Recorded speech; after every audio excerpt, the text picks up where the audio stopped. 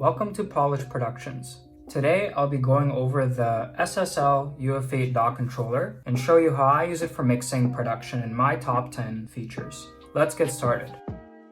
Feature number 1, the faders. I've been mixing for the longest time with mouse and clicking and dragging on everything in Logic and Ableton and other DAWs that I've used when it comes to mixing. Now, that process was extremely tedious, and glad that I upgraded to the SSL UF8 where now I can use actual faders and control volumes, sends, and other parameters within my DAW. In the SSL UF8, the faders have great, really good feeling resistance to them. They feel high quality. They're extremely sensitive, so you can dial in small movements that the motors don't even pick up. Actually, sometimes you can have really small increments in 0.1, 0.2 dB and really dial in that perfect sound. And I think motorized faders are absolutely necessary for automations, and I use them for things like vocal rides and automating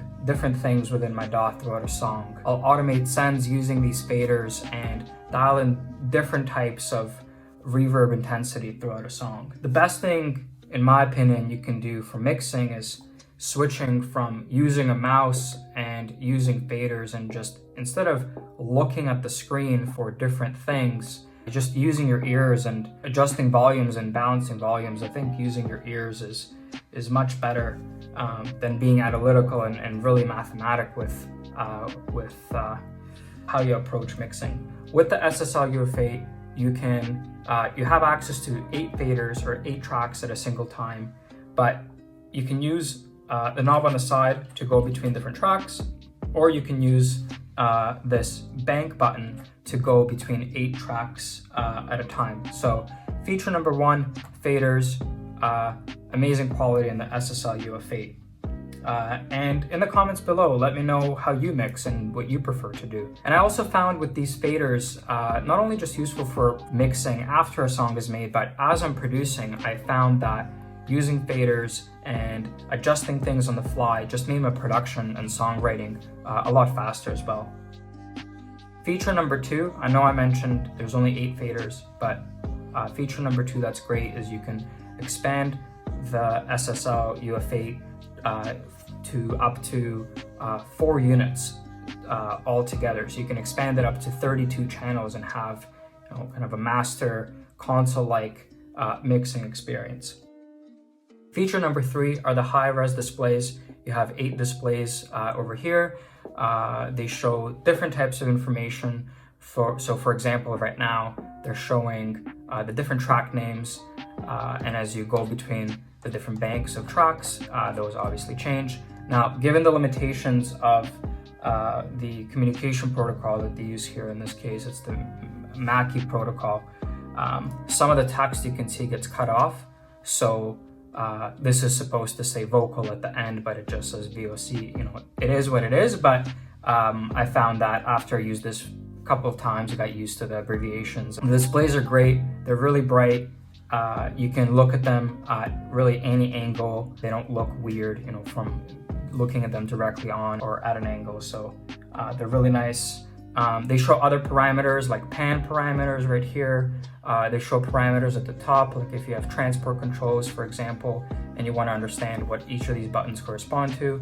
They're multi-purpose, and they have, if I play something, they have volume right here as well being displayed, which is great as well, so you don't have to look at your computer screen. You could just use the SSL UF8 when you're mixing things.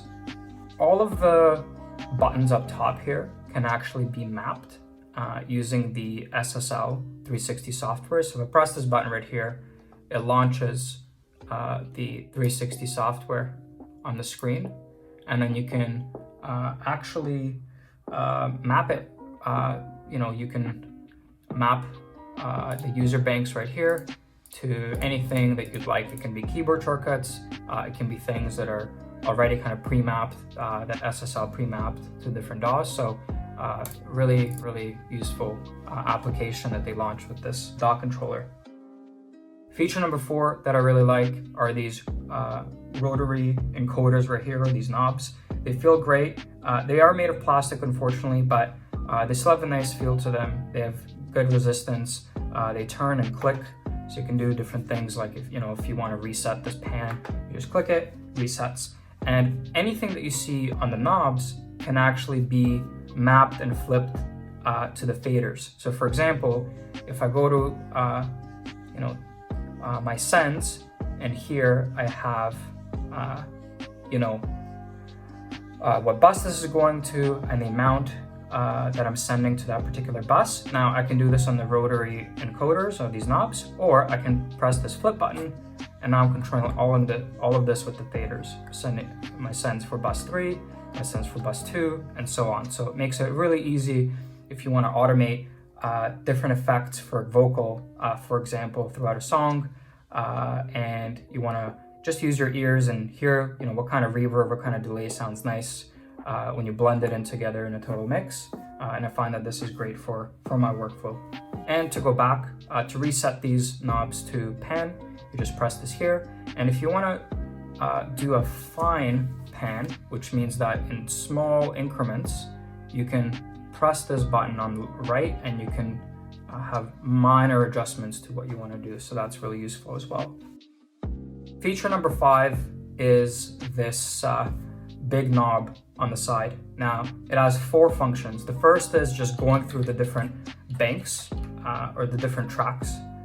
I don't really use it for that. I typically use this bank button to go between my different tracks. But let's say if you have a set of drums on the top here, and the kick is on the next page, and when you press the bank, you only have the kick, and then you have the snare, hi-hats, everything left on the other page. What you can do is just go one over and have everything displayed like you want it. So that's the only time I'll use this. Now the other features are this navigation mode, which scrolls through your DAW like a transfer controller. So that's really nice. There's this nudge function that only works in Pro Tools if you want to fine tune and adjust the placement of an audio file in a track, for example. And you have this focus button. What it allows you to do is control any plugin parameter that can be changed with mouse scrolling, can be changed with this knob. So let me show you an example. If we pull up Little Alter Boy, for example, and I hover over the format right here, I can obviously move this with my mouse.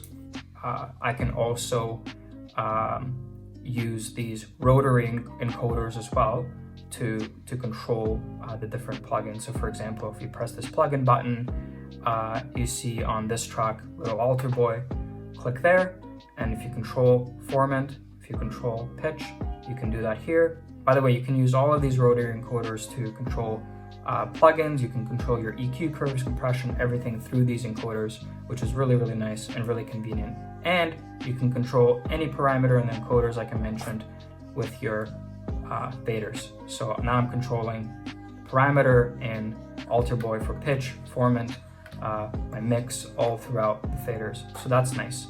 So let's exit this and let's look at the focus knob. So if we go to Little Alter Boy, go over the format and move this, you can see it moves in the actual software, which is really nice. Again, one of those features where you don't use your eyes to see where something is.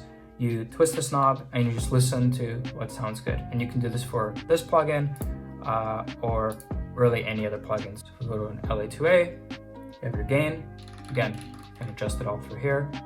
Peak reduction, you can adjust it all through here. Feature number 6 that I really like are these quick keys in the SSL software. If I open that up again, you can go to your quick keys and you can, again, map them to anything you want. So I'll typically sometimes remap them depending on what I'm doing. So, right now it's set to record, play, stop. If I'm doing, vocal recording and I just want to quickly have access to those particular features. But if I'm doing mixing, I'll change this. If I'm producing, I'll change this. If I'm writing, I'll change this. So it really depends what I'm doing, but really convenient to have that there. Feature number 7, kind of mentioned this throughout the video, but feature number 7 is all of these keys can be mapped and can be assigned. So, these soft keys, if we go into 360 software, again, you can map all of these keys to anything that you want to.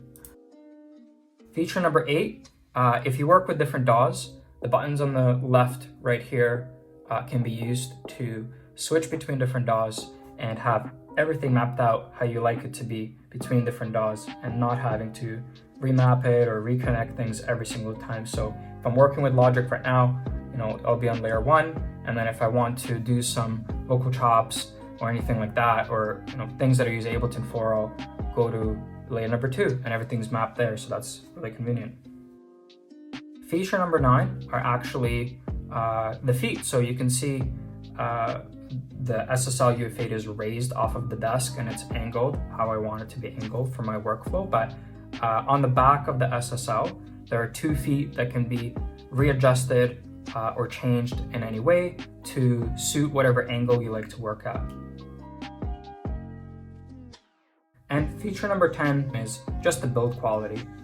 The body is made out of this nice brushed metal. I don't know if you can really see it on the camera really nicely, but it's this nice brushed metal.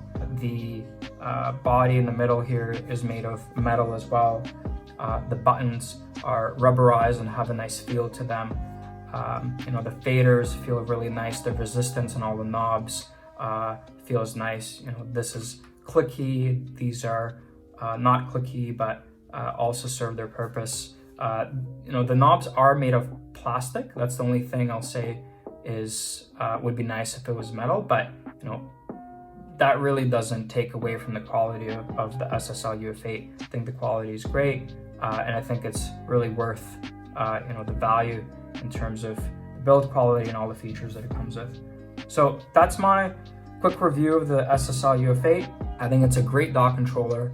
I'm glad I upgraded from dragging and clicking my mouse when I'm mixing, and I'm glad I can now just use my ears, use the faders, and work much quicker than before when it comes to mixing and even producing. So if you enjoyed today's video, please click the like and subscribe buttons. Let me know in the comments below if you'd like to see anything else related to the SSL UF8, and let me know what DAW controllers you like to use. I'm always curious to see what else there is in the market. I chose to go with the SSL UF8, but I know there's other great controllers out there. Thanks for watching.